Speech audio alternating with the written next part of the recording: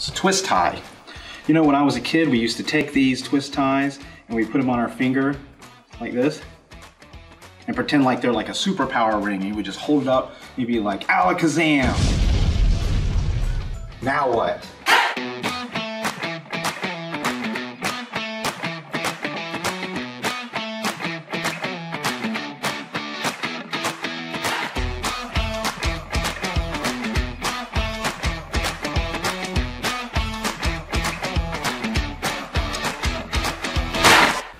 Welcome back, everybody. Today we're going to be talking about our data integrity policy and what that means to you. So when we first started looking into our data integrity, and what we mean by data integrity is mistakes that were made, either intentional or unintentional, that cause the data to not be good data. And what we're going to do about that to make sure that we get as much good data in a timely manner as quickly as possible. And to that effect, we have a data integrity policy now. Which you can find on realMLS.com. But first I want to kind of talk about what led us to this. Here you will see the monthly listing error breakdown, and this is from January 2021 to June 2021, so 6 months of that. And you can see that there was 182,000 plus new listings and modified listings, and there were a total of 16,088 errors. Averaging 8.8% of the listings had some sort of an error in them. And here's a breakdown of the top 10 errors that we receive. As you can see, incorrect selection for a pool is the number 1. Security codes in the listing is coming in at 10, and everything in between. A lot of these errors, if you look through them, can be prevented. Now this is the one that really kind of led us to where we're at right now. This is the 0 days on market. As you can see here, we had a total of 18,822 listings with 1,743 having 0 days on the market. And that may not seem like a significant amount, being that it's only 9.3 or almost 10% of the listings. But as that works out, you'll see that that's an average of almost 300 listings a month that never saw the light of day on the MLS. And that's a fair housing issue because it wasn't presented to the market, therefore people didn't get a chance to buy that property or even see it. Which leads us to our data integrity policy now. If you go to realMLS.com and you go to resources, you'll be able to see data integrity policy on the website right here. When you get there, you're going to see our statement about the policy, and I'm just going to talk about the top one, which is what we're trying to focus on today.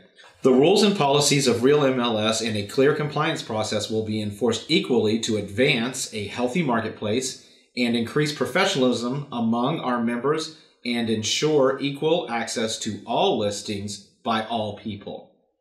And when you go in there, you're going to see several buttons. The very top button that says realMLS Data Integrity Policy Toolkit is going to be a combination of all of these other buttons except for the policy manual and the rules and regulations. So the 3 buttons below it, that top button is just kind of like a catch-all for all of them. So if you wanted to download the whole thing at once, you could there. The next one down is going to be the realMLS Data Integrity Policy Summary. And that's going to be an executive statement on the data integrity policy. The next button is going to be the Data Integrity Policy FAQ. So a lot of your frequently asked questions can be found here, and you can get the answer directly here before you need to call us or something like that. It's very fast, very easy, and it's downloadable in a PDF format, so it's easily printed out.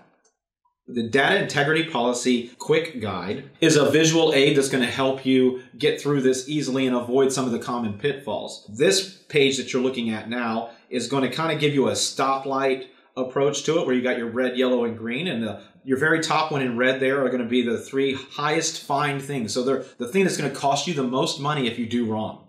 The yellow is going to give you a clear definition of what a showing means. Lastly, in the green, down there at the bottom, you have a definition of what clear cooperation is.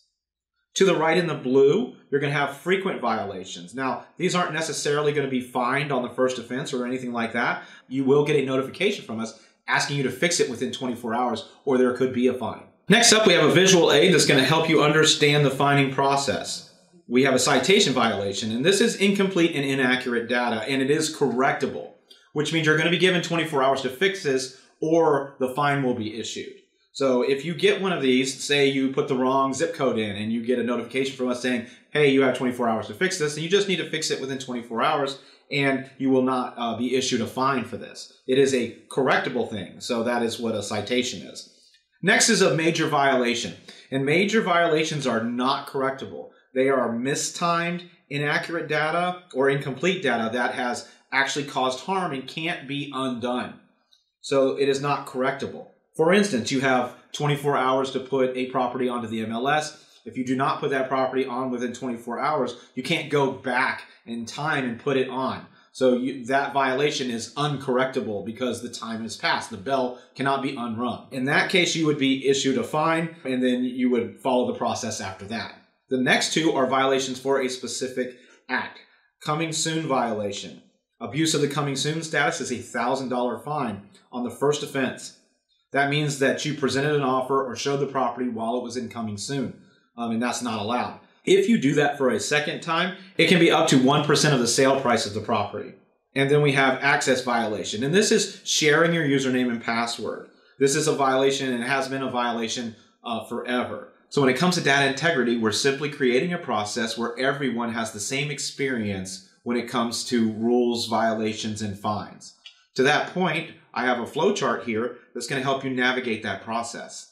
So for instance, let's say that you did get a citation violation. You got an email from us and said something was wrong with the listing, perhaps the pool was misindicated or navigable to the ocean or something along those lines. The address was input incorrectly, just mistyped. If you correct it within 24 hours, as you can see here, nothing's going to happen. We're going to waive the fine and then have a nice day, right? If you do not fix the problem within 24 hours, the fine's going to be issued. And once the fine is issued, you have a choice of either just paying the fine or you can request a waiver. If you request a waiver, then you have to fill that waiver out and send it in to us, and then we will review that, and then we will either deny that waiver or we will grant that waiver depending on the situation. And that's the same process for major violation. You'll notice under major violation, you don't have the opportunity to correct it. It goes straight to fine issued. And then you can request a waiver or pay the fine. After that, let's just say for argument's sake that the waiver was denied for whatever reason. You now have a chance to request a hearing of your peers to decide whether or not what you did was either in violation or not in violation of the rules. Once they have rendered a decision whether or not you need to pay that fine or not, if they render a decision that says you have to pay the fine, that is all there is. There is no more steps to go above than that because that was your peers deciding that you did violate the rules or they decided that you did not violate the rules. Now you do have one more step that is possible, but it's only for procedural purposes. You can request a procedural hearing if you felt like your due process was mishandled in some way. We will review that, and if that's the case, we would either schedule another hearing, waive the fine, or whatever the verdict is from that. And that's the entire process that you can have here. So again, if you want to be able to use this, you can always pull this out and look at it and just see where your next step will lead you. Last on this page that we're going to talk about is Policy Manual, Rules and Regulations. Here, you can get a copy of your rules and regulations so that you don't have these problems, and we don't want you to have these problems. So please avail yourself of that. In the Policy Manual, you will see here, this is where you can find a link that's going to take you to that request for a waiver and a request for a hearing.